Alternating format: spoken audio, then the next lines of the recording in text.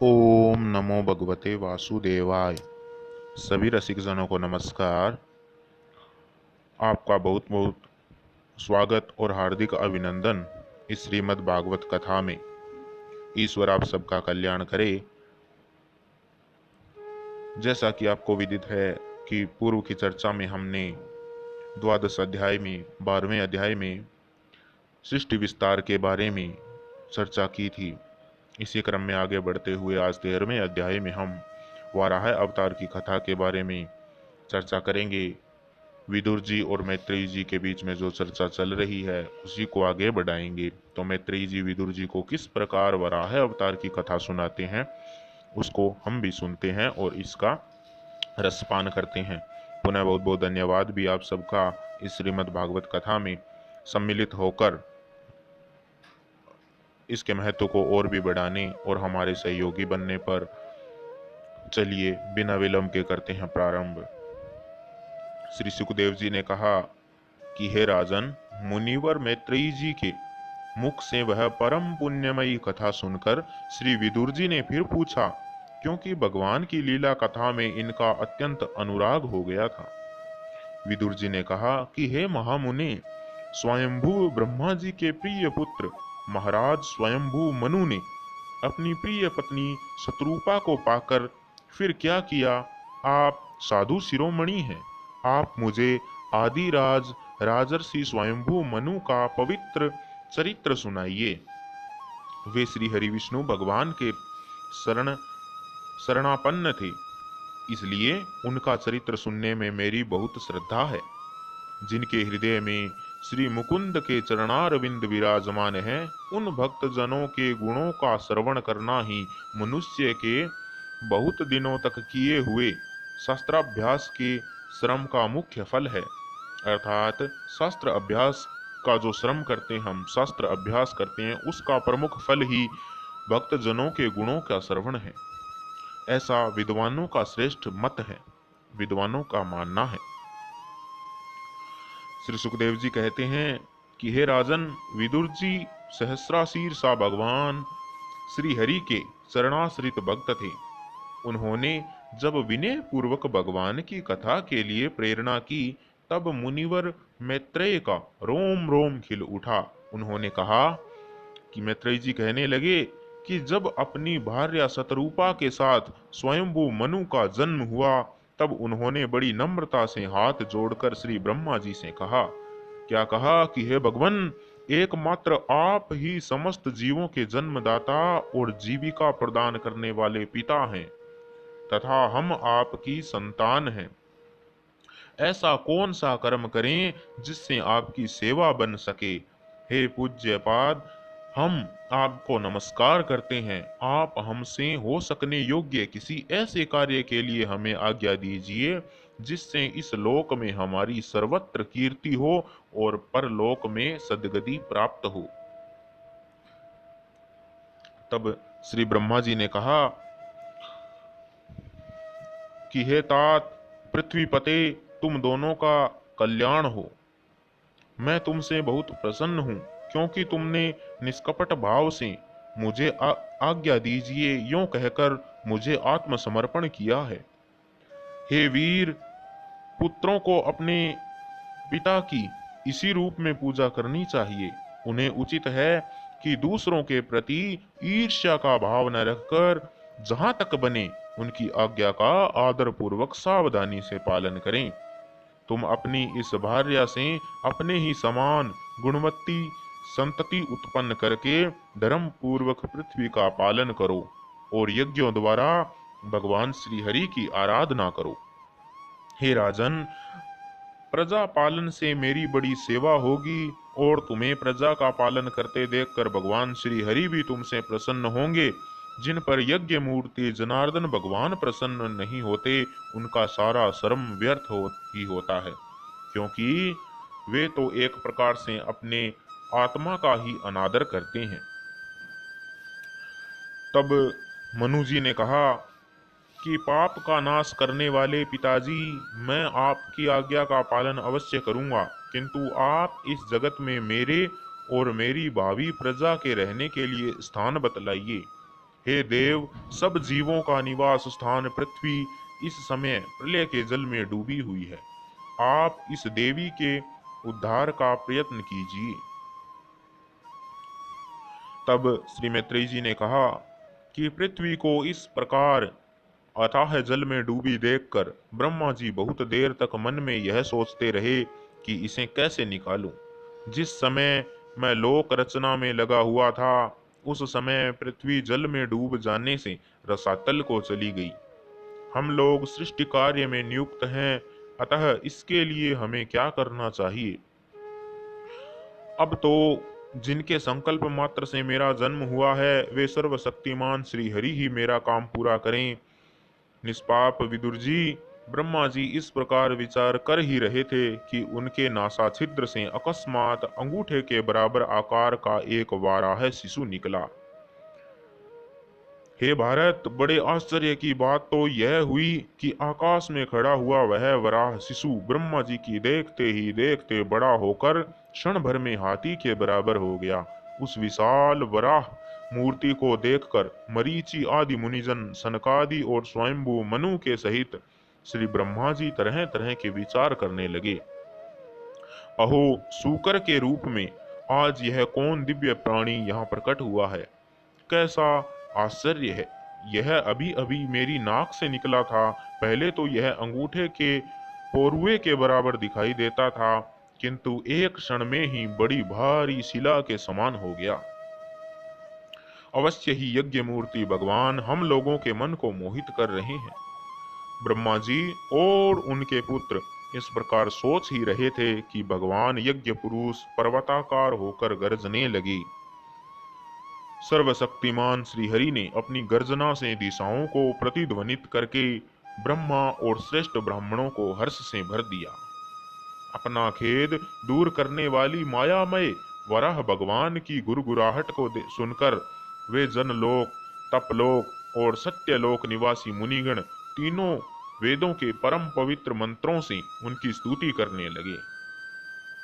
भगवान के स्वरूप का वेदों में विस्तार से वर्णन किया गया है, अतः उन मुनीश्वरों ने जो स्तुति की उसे वेद रूप मानकर भगवान बड़े प्रसन्न हुए और एक बार फिर गरज कर देवताओं के हित के लिए गजराज की सी लीला करते हुए जल में घुस गए। पहले वे सूकर रूप भगवान पूंछ उठाकर बड़े वेग से आकाश में उछले और अपनी गर्दन के बालों को फटकार कर खुरों के आघात से बादलों को छितराने लगे। उनका शरीर बड़ा कठोर था, त्वचा पर बड़े बड़े कड़े कड़े बाल थे, दाढ़ें सफेद थी और नेत्रों से तेज निकल रहा था। उस समय उनकी बड़ी शोभा हो रही थी। भगवान स्वयं यज्ञ पुरुष हैं, तथापि सूकर रूप धारण करने के कारण अपनी नाक से सूंघ सूंघ कर पृथ्वी का पता लगा रहे थे। उनकी दाढ़ें बड़ी कठोर थीं। इस प्रकार यद्यपि वे बड़े क्रूर जान पड़ते थे, तथापि अपनी स्तुति करने वाले मरीचि आदि मुनियों की ओर बड़ी सौम्य दृष्टि से निहारते हुए उन्होंने जल में प्रवेश किया। जिस समय उनका वज्रमय पर्वत के समान कठोर कलेवर जल में गिरा, तब उसके वेग से मानो समुद्र का पेट फट गया हो और उसमें बादलों की गड़गड़ाहट के समान बड़ा भीषण शब्द उत्पन्न हुआ। उस समय ऐसा जान पड़ा था मानो अपनी उत्ताल तरंग रूप भुजाओं को उठाकर वह बड़े आर्त स्वर से कह रहे हों, जैसे कि हे यज्ञेश्वर, मेरी रक्षा करो। इस प्रकार पुकार रहा है। तब भगवान यज्ञ मूर्ति अपने बाण के समान पैने खुरों से जल को चीरते हुए उस अपार जल राशि के उस पार पहुंचे। वहां रसातल में उन्होंने समस्त जीवों की आश्रयभूता पृथ्वी को देखा, जिसे कल्पांत में शयन करने के लिए उद्यत श्री हरि ने स्वयं ही अपने उदर में लीन कर लिया था। फिर वे जल में डूबी हुई पृथ्वी को अपनी दाढ़ों पर लेकर रसातल से ऊपर आए। उस समय उनकी बड़ी शोभा हो रही थी। जल से बाहर आते समय उनके मार्ग में विघ्न डालने के लिए महापराक्रमी हिरण्याक्ष ने जल के भीतर ही उन पर गदा से आक्रमण किया। उससे उनका क्रोध चक्र के समान तीक्ष्ण हो गया और उन्होंने उसे लीला से ही इस प्रकार मार डाला जैसे सिंह हाथी को मार डालता है। उस समय उसके रक्त से थुथनी और कनपटी सन जाने के कारण वे ऐसे जान पड़ते थे मानो कोई गजराज लाल मिट्टी के टीले में टक्कर मार कर आया हो।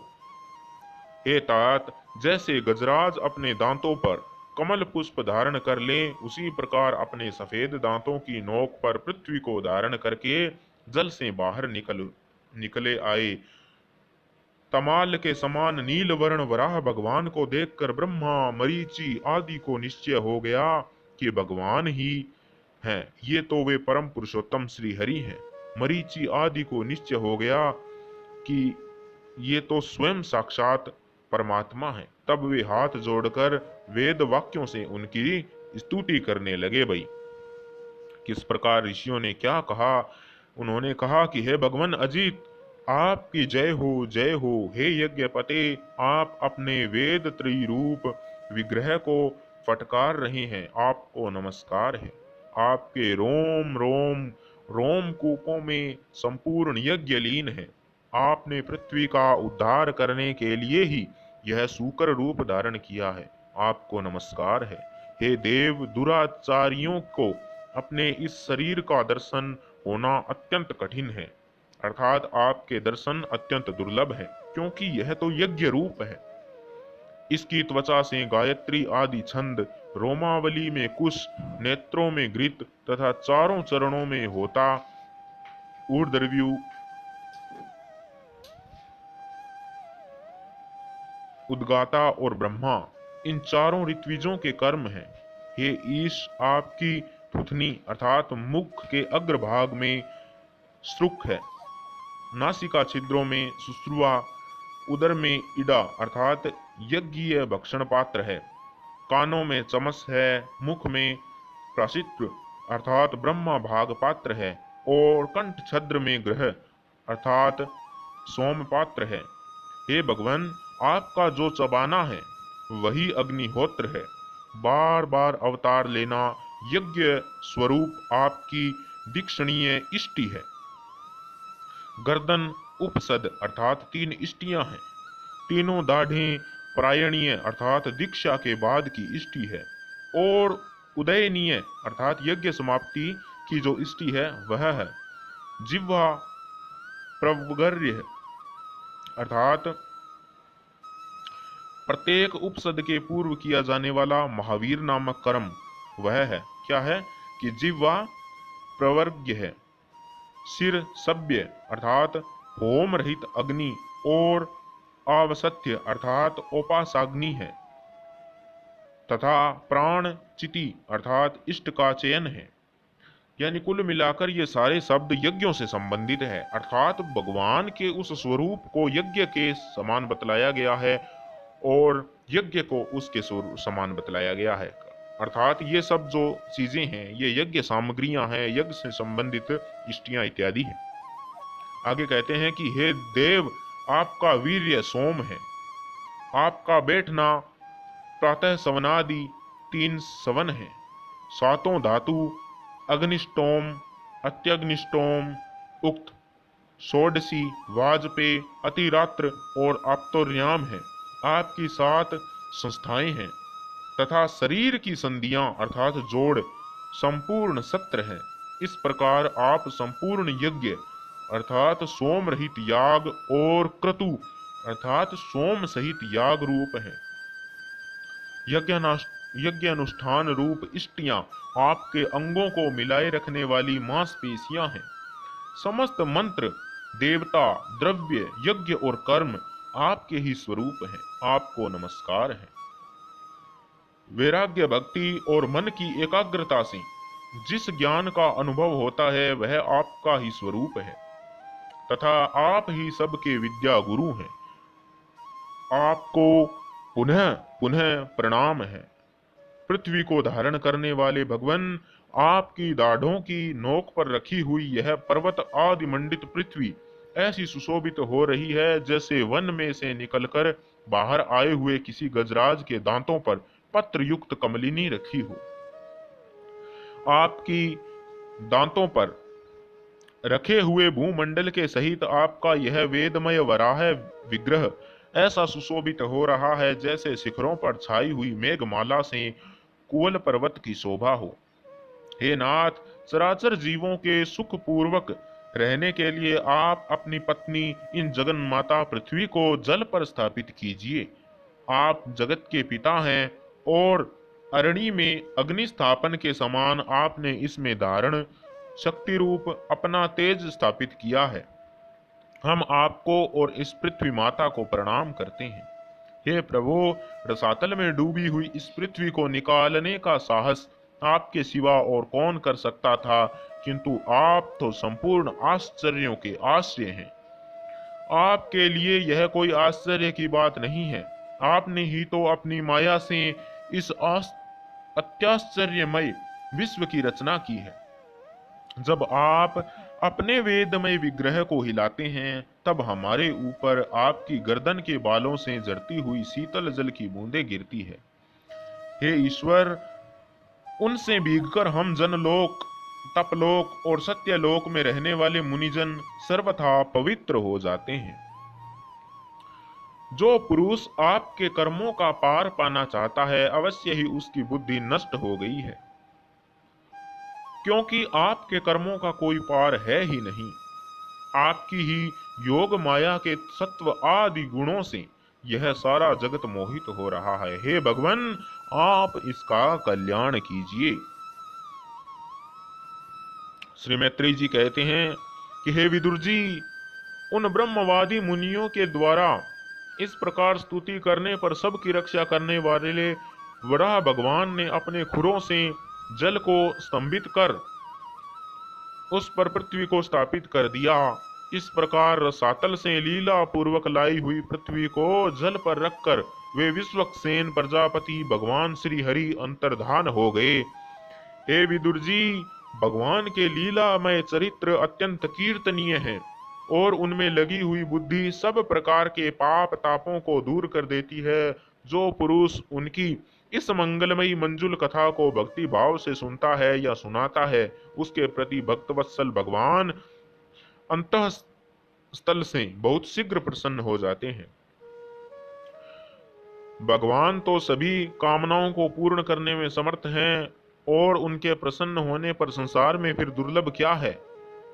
किंतु उन तुच्छ कामनाओं की आवश्यकता ही क्या।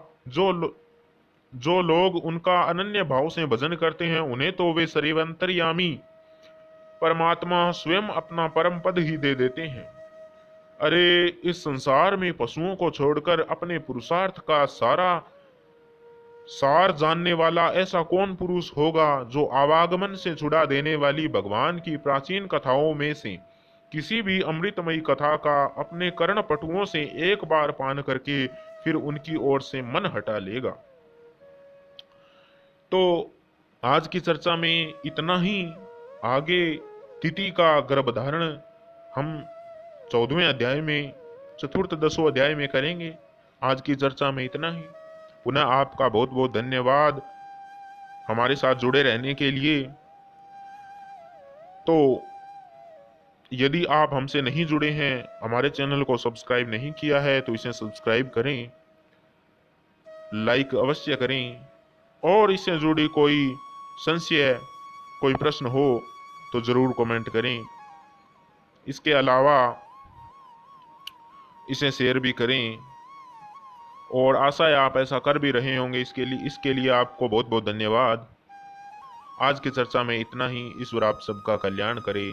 इति श्रीमद्भागवते महापुराणे पारमहंस्यां संहितायां तृतीय स्कंदे वराह प्रादुर्भावानुवर्णनम नाम 13 अध्यायः। हरि ओम तत्सत्।